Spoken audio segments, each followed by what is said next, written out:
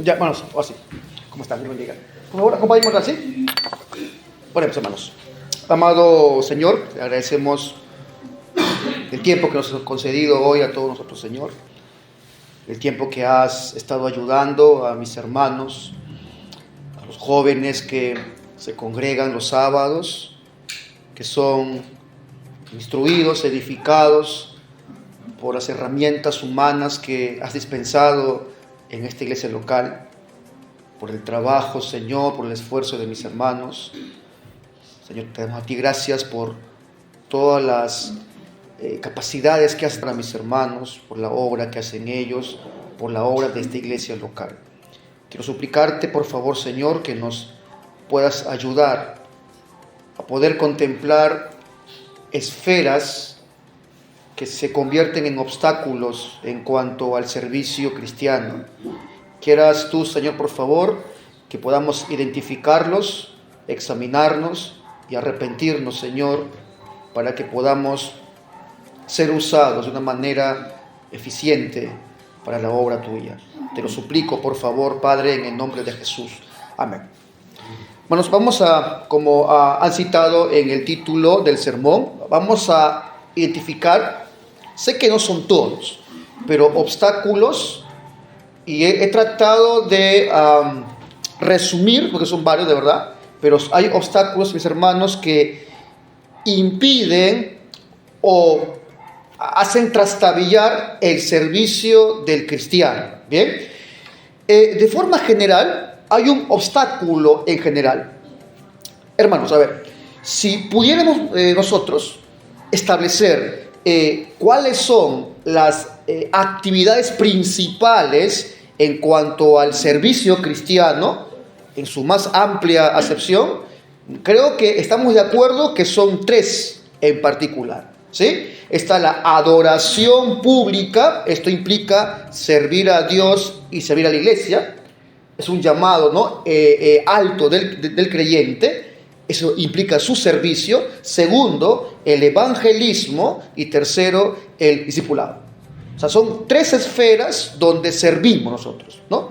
El culto público es el culto a Dios, es el servicio a Dios, es el servicio a la iglesia también. El evangelismo es el servicio hacia afuera. Y el discipulado es la construcción, ¿no?, de la comunión de los cristianos y la edificación de la iglesia. Ahora bien, el Señor no solamente nos ordena que hagamos esto, también nos provee de instrucciones. ¿Para qué? Para que no fracasemos en estas labores de servicio, para que no fracasemos en el intento de servirle a Él. Así que ante esto, mis hermanos, Él nos comisiona, Él nos ordena, Él nos capacita, Él nos equipa, Él nos da instrucciones, nos da su Santo Espíritu para que seamos aptos para toda buena obra. Hay una pregunta que yo me hice y también lo traslado aquí. Entonces, si tenemos todo esto, Él nos ordena, nos instruye, nos capacita, nos envía, ¿cuál es el obstáculo real? ¿Cuál es el obstáculo latente? ¿Cuál es eso que estorba entonces al servicio del cristiano? Y, hermano, solamente puede ser el pecado. Ninguna iglesia puede decir, tenemos o no tenemos recursos para servir a Dios. No, porque Él provee a las iglesias, Él provee a su cuerpo. Él le da, por ejemplo, instrucción. Tenemos una iglesia local y un pastor que entrena, que equipa y que instruye a la iglesia. Segundo, tenemos recursos humanos. Tenemos creyentes, hermanos en la fe, que están trabajando en el servicio cristiano. Tercero, tenemos la herramienta, la materia prima, o sea, la palabra de Dios. Sabemos qué predicar, tenemos que enseñar. Y cuarto, y no menor, tenemos la obra del Santo Espíritu de Dios, que nos capacita, ¿sí?, nos equipa para esta obra. Ante todo esto, hermanos, que proviene del Señor, ¿qué es lo único entonces que podría estorbar? ¿Cuál es ese obstáculo, hermano, que puede que una iglesia no esté cumpliendo su tarea?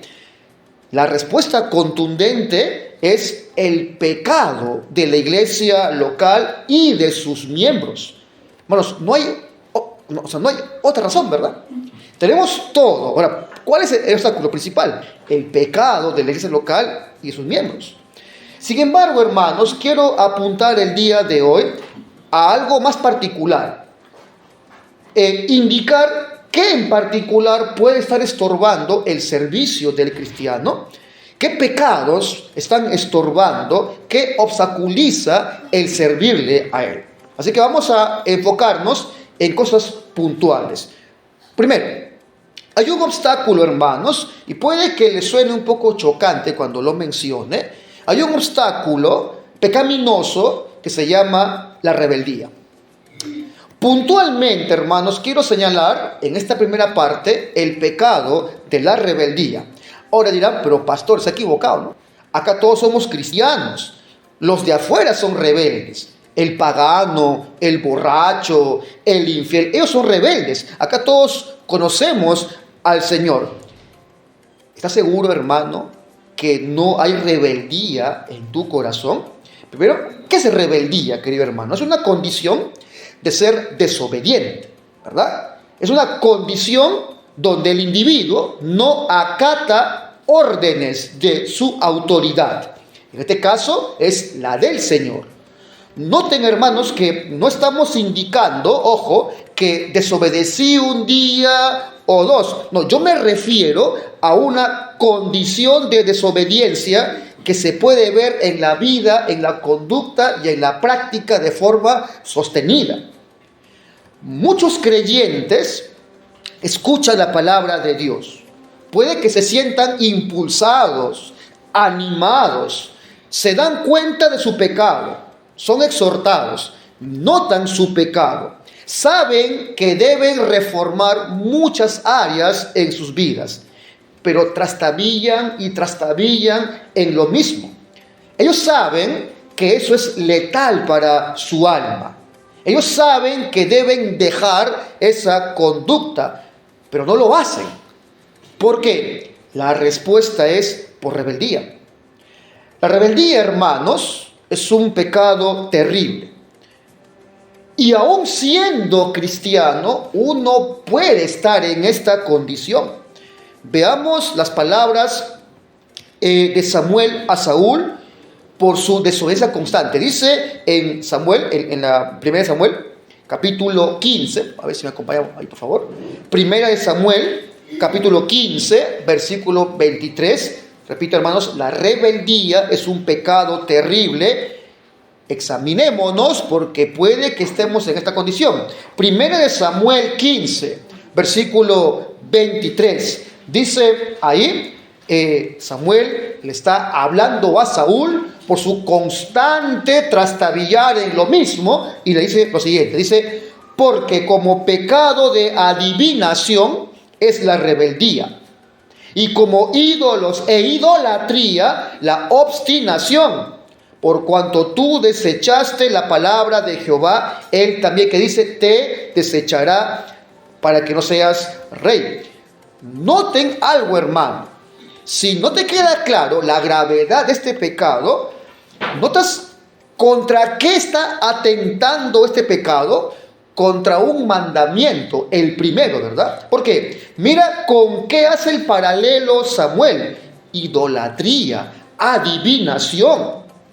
Este pecado de rebeldía viola el primer mandamiento: no tendrás dioses ajenos delante de mí. Así que es un pecado terrible. La desobediencia a Dios termina siendo finalmente un culto a uno mismo. Es desechar los mandatos de Dios. Es desechar la palabra de Dios. Es desechar al mismo Dios. Es ponerse como su propio Dios. Saúl demostró una conducta obstinada. Era un rebelde, era un idólatra. Él mismo era su mismo ídolo. Y es algo terrible escuchar que ha sido desechado por Dios, ¿verdad? Es algo delicado. Así que uno debe, hermano querido, pensar con mucho cuidado si nuestra desobediencia es algo como una conducta, es algo como una práctica que ya se hace parte de mi ser, o es algo simplemente que se da de un tiempo a otro. Examina si esa desobediencia ante lo que tú aprendes, ante lo que es exhortado, se ha constituido, repito, en una conducta permanente. Eso tiene un nombre, se llama rebeldía. Ahora, mira cómo en el Nuevo Testamento Pablo se refiere de unos rebeldes. En Romanos 16, en el versículo 18, hablando de unos rebeldes de corazón, dice Pablo lo siguiente, Romanos 16, en el 18 dice, porque tales personas, ahora mira la cualidad del rebelde. Dice, porque tales personas, ¿qué dice? No sirven a nuestro Señor Jesucristo, sino a sus propios vientres, y con suaves palabras y lisonjas engañan los corazones de los ingenuos. O sea, se sirven ellos mismos, son su propio Dios. Está indicando que los rebeldes no pueden servir a Dios, porque aunque externamente lo están haciendo, aunque sus bocas lo digan, en su corazón se sirven a ellos mismos. Ahora, hay también ejemplos de obediencia marcada en la Biblia. Por ejemplo, Pablo mismo. En Hechos, capítulo 26, por ejemplo, veamos un ejemplo en cuanto a la obediencia de un servidor, sobre todo en el campo del evangelismo y discipulado. Pablo, en Hechos 26, 19 al 20, lo leo, ¿sí? Dice ahí, por lo cual, oh rey Agripa, exponiendo Pablo ante Agripa, le dice, no fui rebelde a la visión celestial. Pablo está marcando de inmediato que él no es un rebelde. Dice, no fui rebelde a la visión celestial, sino que anuncié primeramente a los que están en Damasco y Jerusalén y por toda la tierra de Judea y a los gentiles que se arrepintiesen y se convirtiesen a Dios, haciendo obras de arrepentimiento. A ver, ¿qué hay en este texto, hermanos? Pablo está testificando que él tenía una orden. ¿Quién la dio? Su Señor.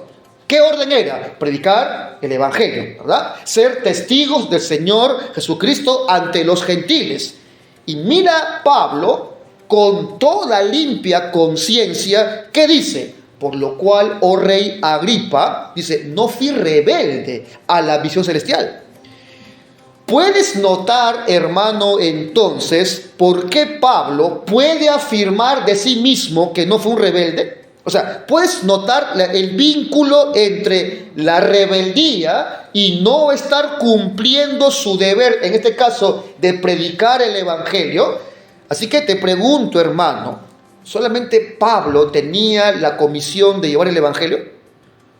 Te pregunto, ¿cómo llama la Biblia entonces el no estar obedeciendo el deber, en este caso, de llevar el evangelio?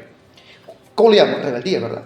¿Cómo le llama la Biblia, en este caso, el no estar obedeciendo al Señor en el deber de evangelizar? Le llama rebeldía. ¿Cuánto tiempo crees tú que le llevó a Pablo entender esta realidad de su deber de llevar el evangelio?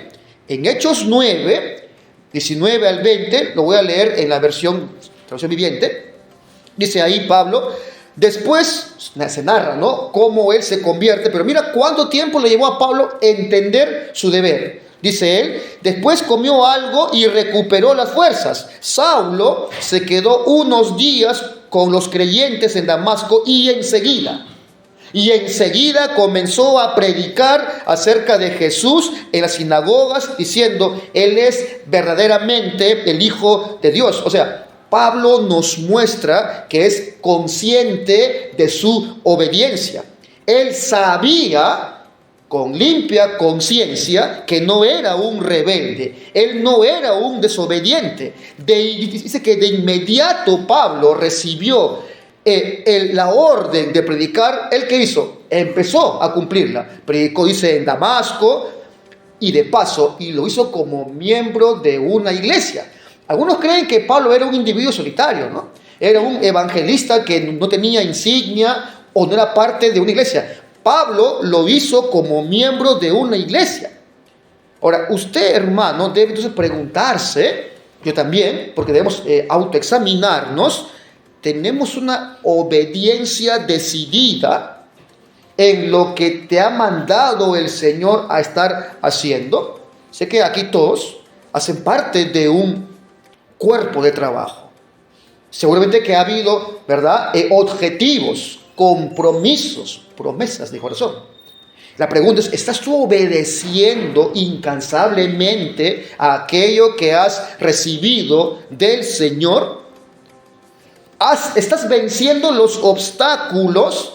Seguro que han hallado un sinfín de obstáculos. La pregunta es, ¿estás venciéndolos o te están venciendo a ti? Te hago una pregunta, hermano. ¿Estás en rebeldía? ¿Has dejado de servir al Señor en las labores que Él te ha ordenado? Te pregunto, ¿vamos a arrepentir de este pecado? ¿O vamos a mantenernos duros al respecto? Hay un obstáculo, es la rebeldía. Segundo, otro obstáculo es, y acá voy a enfocarme en los solteros, es la desidia, la dejadez en el servicio en los solteros. A ver, en el punto 1 hemos tratado de que la Escritura ha dejado claro que todos aquí somos acusados de que cuando no se obedece lo que manda el Señor, estamos en rebeldía. Pero ahora, cuando la Biblia aborda a los solteros, y de paso, no crean el casado que esto están fuera de esto, ¿no? Pero la Biblia cuando aborda al soltero, deja claro algo. Pone y clava en la mente del oyente algo. O sea, quiero centrarme en esta porción en los solteros. ¿Por qué? Porque el aporte de su desidia es también un pecado grave. Y aquí voy a aplicar mucho esto. Veamos en qué me refiero la desidia en el servicio de los solteros. En 1 Corintios, capítulo 7, versículo 32 en adelante. 1 Corintios 7, versículo 3:2 en adelante. Mira cuando Pablo está, ¿no?, en el contexto del matrimonio. Y está tratando particularmente la diferencia entre el soltero y el casado. Dice lo siguiente, dice, quisiera pues que estuvieses sin congoja. El soltero, y mira cómo Pablo lo indica, el soltero tiene cuidado de las cosas del Señor, de cómo agradar al Señor. Pero el casado tiene cuidado de las cosas del mundo, de cómo, que dice, agradar a su mujer.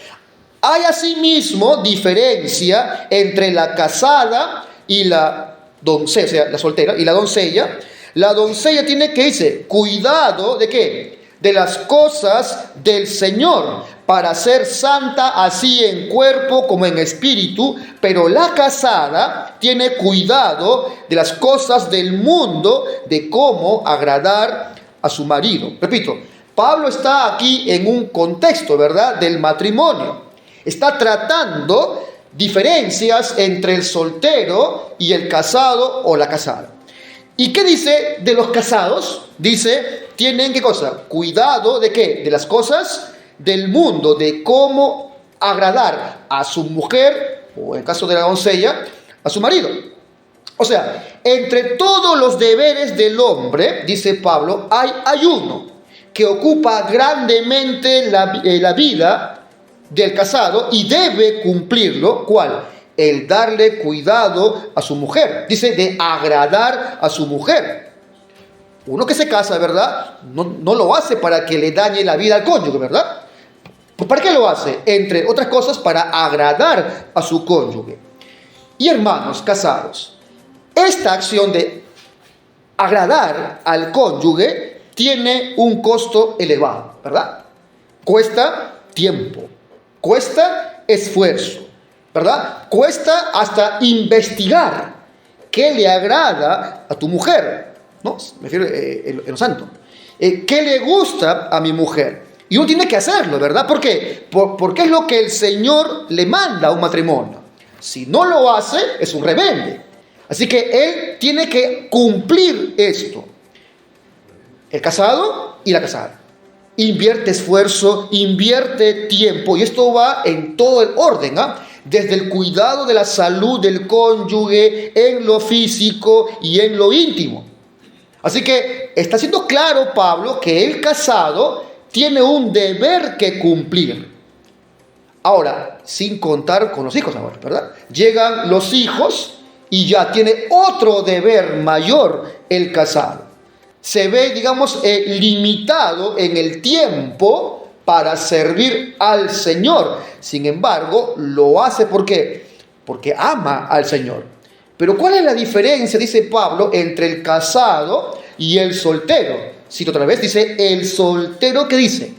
Tiene cuidado, ¿de qué?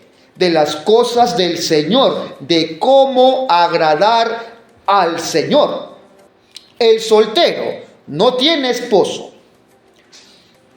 no tiene esposa, no tiene hijos que criar en disciplina, no tiene obligaciones más allá que con sus padres, que los respeta a sus padres, ¿verdad? Así que Pablo da por sentado que sus vidas están dedicadas al Señor y ¿a qué? Y a su servicio. Un casado, dice Pablo, está dividido, ¿verdad? Tiene que partirse entre servir al Señor y servir a su cónyuge, ¿no? Agradar a su cónyuge. Tiene deber con su esposa y con sus hijos, ¿verdad? En cambio, el soltero no sufre esta división. Pablo asume que ellos deben estar ocupándose en servir ¿a quién? Al Señor. La soltería, en la visión paulina y bíblica, no tiene los obstáculos que tiene el casado para servir al Señor. El casado tiene que arreglárselas, ¿no? Para que pueda cumplir con todo. Eso no lo tiene el soltero. Así que en la soltería, hermanos, la gran responsabilidad, no digo yo, el texto bíblico, ¿cuál es la gran responsabilidad en la soltería? Agradar al Señor. En el matrimonio es al Señor y al cónyuge. Soltería es al Señor. Entonces yo pregunto, hermanos, a la luz del texto, ¿están los solteros de esta iglesia local, cristianos, dedicados a las cosas del Señor? ¿Se están preparando los solteros para servirle, para seguirle al Señor, ayudando en la iglesia, en ese ministerio? ¿Están haciendo eso los solteros? Y es probable que una respuesta general sea no, pastor. Ocurre aquí y ocurre en casi todas las iglesias, hermanos. Lamentablemente, en la mayoría de congregaciones bíblicas que tienen un estándar bíblico para el servicio, los que más sirven, ¿quiénes son? Los casados, ¿verdad? Ocurre acá, repito, y en todos lados. Los que más sirven son los casados. Los que más se comprometen, ¿quiénes son? Los casados, ¿no? Los que más tiempo le dan al servicio, ¿quiénes son? Los casados. Los que más invierten recursos para servir a Dios, ¿quiénes son? Los casados. Las casadas. Aun cuando los casados deben criar hijos, deben a veces dejar de dormir o hacer doble actividad para suplir la responsabilidad de la crianza, de la esposa, del cuidado, son los que más entregan, son los que más sirven en la iglesia. Ahora, obviamente, hermanos, que esto es en general, ¿verdad? Porque también hay casados, ¿verdad?, que no hacen nada, ¿cierto?, que no aportan, que no sirven, y como hay también solteros, ¿verdad?, que son muy serviciales y muy responsables, pero de forma general los casados en las iglesias son los que más sirven. Cuando uno ve, por ejemplo, cómo apunta la Biblia al rol de las viudas, apunta a que sirva. Si aún es joven, que no se case y que sirva. O sea, la Biblia siempre apunta a un sector. Hay un grupo de creyentes que tiene una única responsabilidad, que es servirle al Señor. Así que esta regla enseñada por Pablo en 1 Corintios 7 no se está viendo al día de hoy en la práctica. Y no es porque los casados estén haciendo algo de más, sino que son los solteros que no están haciendo lo que deben hacer. Hay solteros que sirven como que estuvieran casados, ¿verdad? O sea, no tienen tiempo, no tienen la prioridad que vemos en el pasaje bíblico. Tienen poco o nada de tiempo para el Señor. A veces ni para su vida propia tienen tiempo en el sentido espiritual. Menos tienen para el servicio cristiano. Muchos solteros están muy preocupados por muchas cosas. Su proyecto de vida, aunque esto es lícito y sea muy serio, terminan desenfocándolo y terminan no sirviendo al Señor, sino a ellos mismos. Dedican años de su vida a servirse a ellos mismos y no hay tiempo para el servicio a Dios. Hermanos, esto es lamentable. No, pastor, primero déjeme acabar el colegio. Pastor, ahora debo acabar la universidad. Pastor, ahora toca que voy a buscar nuevas fronteras en mi trabajo. Pastor, ahora sigue mi maestría. Y nunca tenemos ese joven en la iglesia, ¿verdad? Acabó su maestría, se casó y ahora, ¿qué ocurre? Pastor, ahora no tengo tiempo de servir. Tengo familia, pastor. Ahora tengo mi esposa. Esto es una realidad lamentable, hermanos, en el marco de la iglesia actual. Solteros también desperdician su tiempo, se enfocan en meras diversiones, gastan su vida en gozar, en pasarla bien, o sea, tienen un enfoque hedonista. Ellos, el placer. Otros están tan enfocados en sus sueños, sus anhelos, pero como quiera, son sueños desenfocados del Evangelio. Y no olviden que un sueño se puede también convertir en una pesadilla, sobre todo si no está enfocado en el Evangelio. Y muchos terminan alejándose de los caminos del Señor, fascinados por las ganancias del mundo, por mayor fama, por mayor poder, se alejan de la comunión con la iglesia, se alejan del amparo de sus padres cristianos, se alejan de Dios. Ahora, acá hay una pregunta mucho más grave. ¿Y dónde estaban los padres de esos solteros? Así que, hermanos, hay jóvenes cristianos en las iglesias que están, pero no están. No están aportando sus manos para servir al Señor. La pregunta es, ¿qué está pasando entonces en la vida de los jóvenes en la iglesia? Su prioridad no es Dios. No están entendiendo que ellos han sido creados y Dios le da la soltería como un regalo para glorificar a Dios, para gozar de Dios y glorificar a Dios y que le sirvan a Dios. Hermanos solteros, si me escuchas, o hermana soltera, un joven piadoso, un joven maduro, créeme, siempre va a ser una enorme bendición para la iglesia y también para los perdidos. Así que no desperdicies tu vida en placeres pecaminosos. Consejo, organiza mejor tu vida, tus prioridades.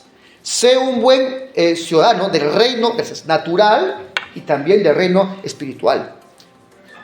Algunos solteros deben arrepentirse de cómo están manejando sus vidas, porque están llevando sus vidas no como el Señor está enseñando en su palabra. Tercero, hay otro obstáculo que es la falta de entrenamiento de los padres a los hijos para que sirvan al Señor. En el punto anterior, ¿qué vimos? El soltero. Porque hay muchos jóvenes que no sirven. Bueno, acá hay una respuesta que va a responder lo anterior. ¿Por qué? Sí, por su pecado, es verdad. Pero hermanos, hay que también ser honestos.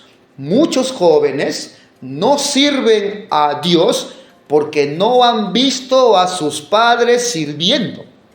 Así que ellos no saben qué es eso, ni saben cómo hacerlo, ¿verdad? Nunca han tenido un ejemplo de constancia en el servicio. Nunca vieron a sus padres hacerlo. Así que, bueno, acá hay algo que debe llamar la atención a mí y también a usted. ¿Dónde están los padres cristianos? Ahora, ¿sabes qué es lo triste, hermanos? Que aún hay padres cristianos que ellos mismos son los que le siembran ideales mundanos a sus hijos. Muchos padres cristianos son los que están sembrándole el amor al dinero a sus hijos, el poco afecto a la membresía de la iglesia, una teología inadecuada del trabajo. Le están sembrando el individualismo, hermanos. Los mismos consejos que dan los impíos, dan también algunos padres creyentes. Lo importante, hijito, es que usted termine de estudiar para que viva bien. No siempre es así, hermanos. Elige tal carrera porque vas a ganar mucho dinero. Hijito, hijita, primero es el trabajo, como sea, donde sea. Luego tu afinidad religiosa. O esta es peor, ¿eh? Hijito, ¿qué? Ámese a usted mismo para que pueda amar a los demás. Y algo por el estilo. Así que hay también una falencia, hay un obstáculo aquí que afecta al servicio en la iglesia. Que solteros no están sirviendo. ¿Por qué? Porque no ven el ejemplo en sus padres. Deuteronomio, capítulo 6, versículos 5 al 9. Lo voy a leer en una traducción, la viviente.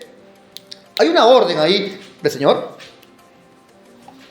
Dice, ama al Señor tu Dios con todo, que dice, tu corazón, con toda tu alma, esto va por pares, con todas tus fuerzas. Debes comprometerte con todo tu ser a cumplir cada uno de estos mandatos que hoy te entrego. Ahora, mira qué le dice luego. Dice, repíteselos a tus hijos una y otra vez. Habla de ellos en tus conversaciones cuando estés en tu casa y cuando vayas por el camino, cuando te acuestes y te levantes. Átalos a tus manos y llévalos sobre la frente como un recordatorio. Escríbelos en los marcos de las entradas de tu casa y sobre las puertas de la ciudad. O sea, bueno, claramente el Antiguo Testamento, desde el Antiguo hasta el Nuevo Testamento, ¿cuál es la voluntad de Dios? Que los padres primero le amen a Dios y luego que enseñen a sus hijos a que amen a Dios. Así que, ¿qué espera Dios de los padres? Primero, que deben amar al Señor. Segundo, que dice que deben estar en su corazón el instruir verbalmente y con el ejemplo cómo los hijos deben amar y servir al Señor. Y que aproveche cada oportunidad que tenga, dice en el camino, en la casa, de ida, de vuelta. Así que aquí hermanos está la naturaleza, el génesis, el origen de muchos males en el hogar. Que los padres no aman al Señor como debieran amarle, que los padres no conocen las Escrituras como deberían conocerlo, por lo tanto, no están transmitiendo como deberían hacerlo a los hijos. Es ame al Señor, instruya a los hijos conozca su palabra y póngalos en la mente, dice, de ellos. Así que bueno, los padres no solamente deben contar historias, deben discipular a sus hijos. Algunos piensan que ese es el rol de la iglesia, ¿no? El padre es el que disipula, y cuando digo disipula, yo me refiero a todo lo que implica ser un creyente verdadero. Y hay padres, hermanos, que tienen una gran confusión y es triste. He escuchado, por ejemplo, a padres que dicen, mire, mi hijo no es cristiano, ¿verdad? Pero anhelan que se case con un joven que sí es cristiano. Te pregunto algo, ¿por qué le vamos a arruinar la vida al hijo de un hermano de la iglesia? Si tu hijo no es cristiano, ya sea por su pecado o por tu desidia, algunos quieren eso, no quieren, ya no es creyente, pero ojalá que se case con un creyente. Hermanos, seamos honestos. ¿Por qué arruinarles la vida al hijo de un hermano? La Biblia manda algo, dice, no unáis, ¿en qué dice? En yugo desigual. Eso va para ti, para mí y para cualquier persona. Es entre cristianos el matrimonio. Así que un padre puede estar tener una gran equivocación en cuanto a su visión. Si su hijo no es cristiano, que no se case con un cristiano. Es una maldad que le haría a usted si está empujando eso a otro hermano de la iglesia. ¿Cómo pretendemos unir un yugo desigual? Es una aplicación práctica errónea esto. O sea, esto es no entender las escrituras. Así que, ¿por qué varios hijos no están sirviendo en el contexto de la iglesia? Porque no ven a papi, porque no ven a mami o porque no se desordenan. Hay padres tan laxos que no mandan. No, mijito, ya cuando crezca él, cuando vemos el mandato divino, los mandamientos, le habla al padre, ¿y qué le dice? Tú, tu criado, tu esposa, el varón es el que debe mandar en el hogar todo lo que implica el servicio. Así que hay jóvenes que no están sirviendo, ¿por qué? Porque no ven a los padres hacerlo. Si no te ve a ti, padre, tu hijo no va a servir, pues. Si tú no le enseñas el servicio cristiano, ¿en qué, pastor? El padre debe instruir al hijo cómo adorar, cómo acercarse al Señor, ¿verdad? La puntualidad, la forma de vestir. Si tu hijo no te ve a ti servir o ordenar o instruir, él tampoco lo va a hacer. Si usted no le enseña, él no sabrá qué hacer en la iglesia. Si usted no ordena, si usted no manda, él no tendrá una guía para que obedezca. Si usted le está inculcando, padre, madre, el amor por este mundo, el amor por el dinero, el poco afecto por la iglesia local, amor por lo terrenal, por encima de Dios, estás alejándolo de la iglesia. Así que tu hijo no va a servir correctamente. Así que, padres, mirémonos en el espejo de la palabra del Señor. Y tal vez tengamos que correr a arrepentirnos de esto. Si tenemos hijos grandes que no están sirviendo a Dios, es muy seguro que el pecado de su hijo tenga mucho que ver con usted. Si tengo hijos pequeños, te pregunto, ¿estás haciendo la tarea? Y para acabar, hay un grupo de obstáculos que responden al orden social. Hemos hablado de orden espiritual, pero hay un grupo de obstáculos que responden al orden social. Hay conductas, hermanos, y patrones que ya traemos de nuestra vida pagana, que no han sido aún reformadas y que no son compatibles con la verdadera comunión cristiana, y que sin darnos cuenta está afectando de forma silenciosa y sistemática al servicio en la iglesia. Uno, por ejemplo, es la falta de apertura de corazón entre cristianos. Hermanos, ¿cómo podemos nosotros recibir el aliento de mi hermano, equiparme para el servicio, crecer en santidad, si no le digo francamente que me siento desalentado, ¿verdad? O sea, ¿cómo? Algunos, no, pastor, yo así fui criado, yo no hablo mucho, yo no abro mi corazón, yo solo puedo. ¿Cómo pretendemos, hermanos, estar bien equipados para la santidad y para el servicio si no podemos decir francamente a otro hermano, estoy desalentado? Algunos están esperando, ¿no?, que otros por sí solos lo puedan descubrir. ¿Cómo yo puedo recibir un consejo oportuno de mi hermano si no le abro mi corazón, si no le manifiesto mi confusión, mi tentación, mi debilidad? La Biblia, hermanos, presupone apertura de corazón.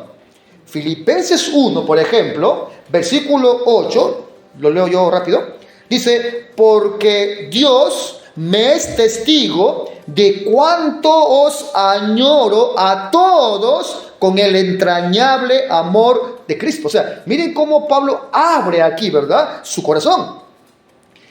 En otro texto, en Gálatas 4:19, dice: hermanos míos, y mira cómo les habla Pablo: por quienes de nuevo sufro dolores de parto hasta que Cristo sea formado en vosotros.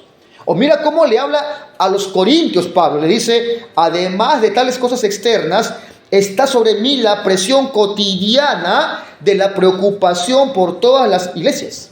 Así que la Biblia presupone, hermanos, que siempre tengamos un corazón abierto para el otro. Otra cosa que estorba el servicio es que arrastramos experiencias pasadas que están afectando la piedad en el presente.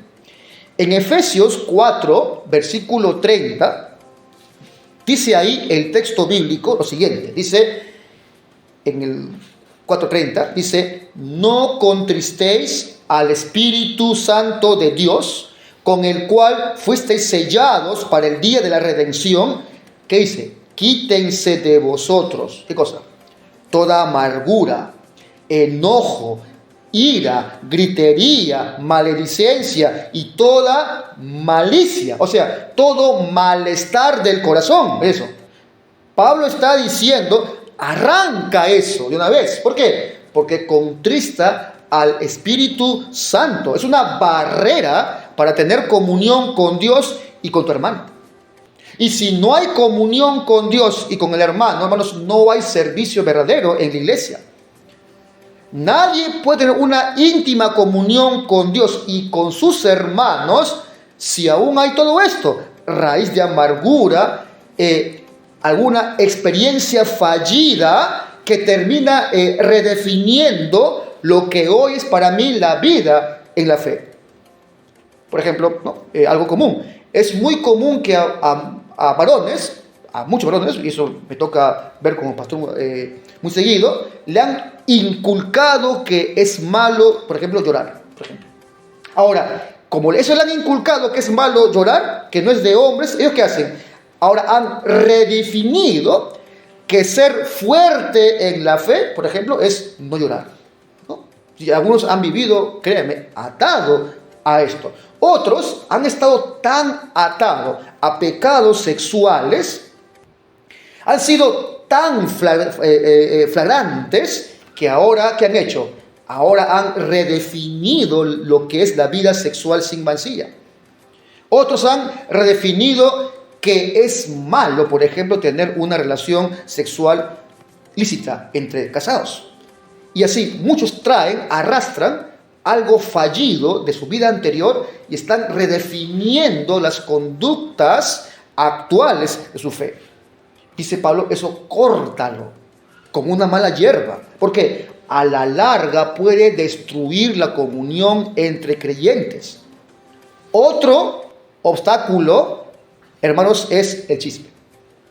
Hay una tremenda maldad en el chisme. Dice Levítico 19, lo leo yo, 16 en adelante. Lo voy a leer en la versión Reina Valera contemporánea, ¿eh? Dice así: no propagues chismes entre tu pueblo, No atentes contra la vida de tu prójimo, yo soy el Señor. No abrigues en tu corazón odio contra tu hermano. Razona con tu prójimo para que no te hagas cómplice de su pecado.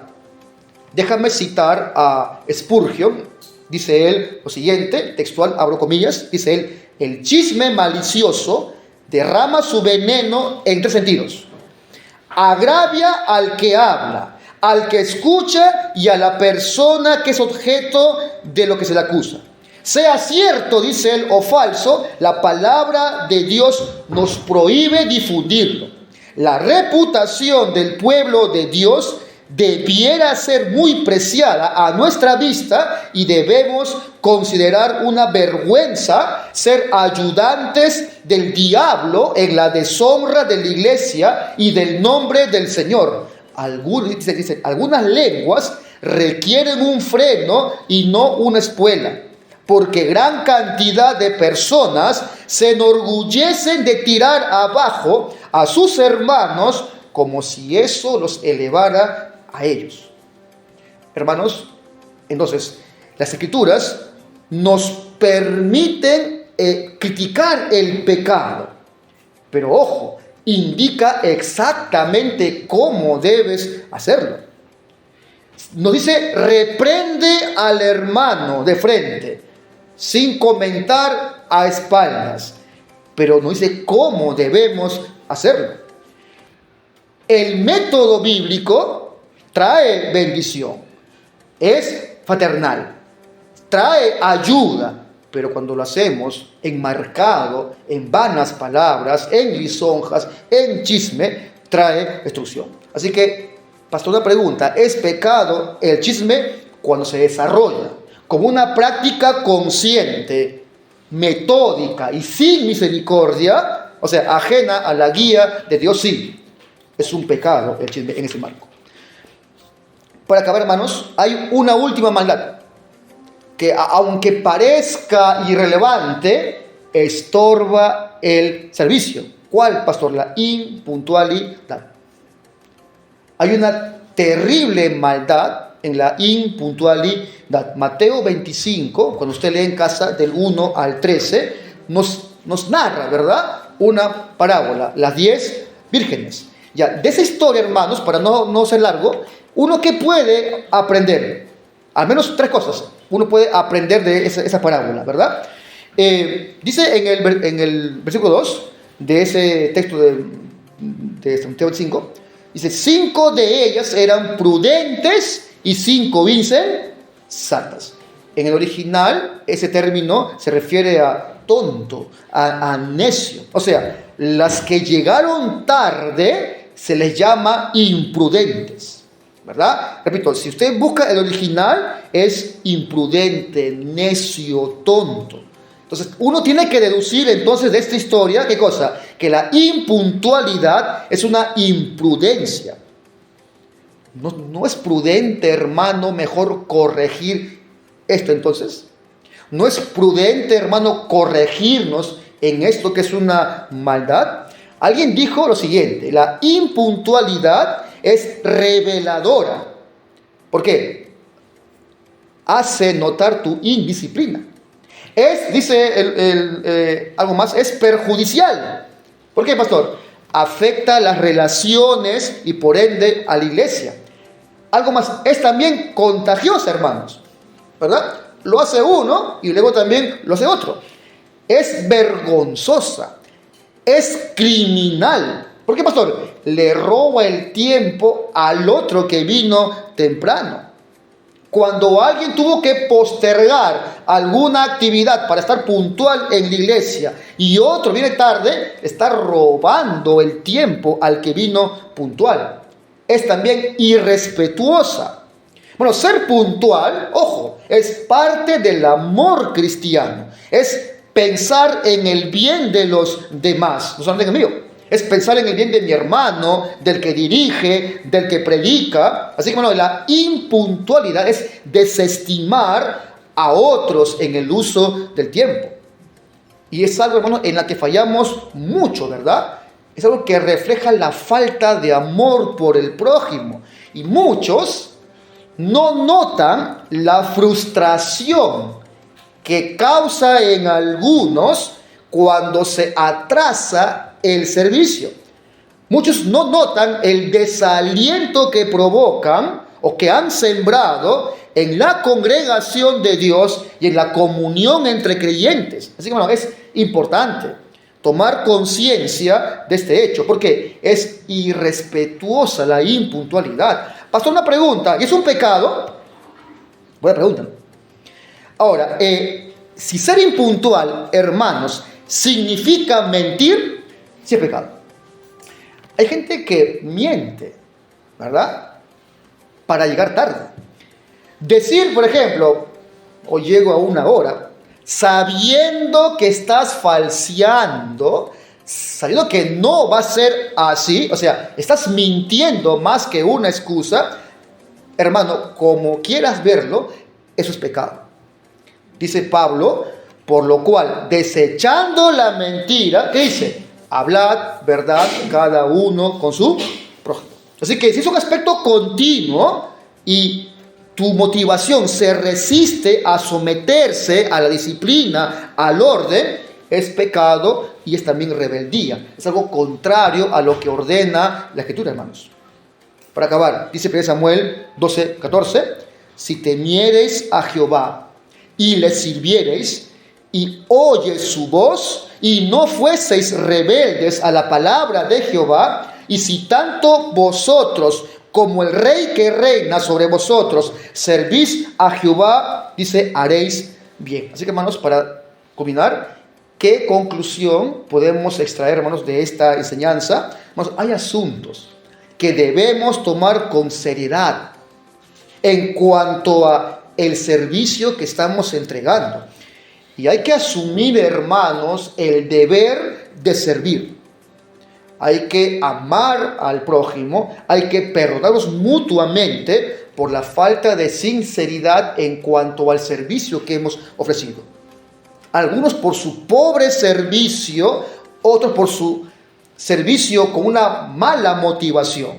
Así que, hermano, hermana, hay obstáculos que usted debe abandonar. Otros debe saltar y otros tantos debe usted renunciar, porque están estorbando al servicio de la iglesia. La rebeldía, la pereza, el chisme, la impuntualidad, la tibieza, la falta de carácter, la desidia, son obstáculos que van a frenar el servicio. Así que pídele al Señor que dé sabiduría, y si usted tiene que dejar de lado algo de esto, hágalo. Amén. Oremos. Santo Padre, te agradecemos por tu palabra hoy. Por favor, te pido que tenga lugar en cada corazón lo que hemos hablado hoy. Señor, yo mismo debo ser reprendido por lo que he dicho, Señor. Y por favor, ayúdanos, Señor, a poder reflexionar al respecto. Tanto el soltero como el casado, el que dirige como el que escucha instrucciones. Señor, todos nosotros debemos reflexionar en el tipo de servicio que estamos ofreciendo.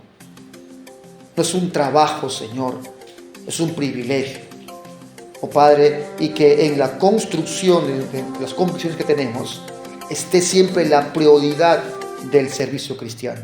Te suplico, Señor, que alcance al evangelismo, al discipulado, al servir en este lugar, al servir al prójimo, Señor, y en particular que alcance el servicio de corazón que ofrecemos cada vez que nos reunimos en un culto público. Te lo pido, Padre, por favor, en el nombre de Jesús. Amén. Amén, hermanos.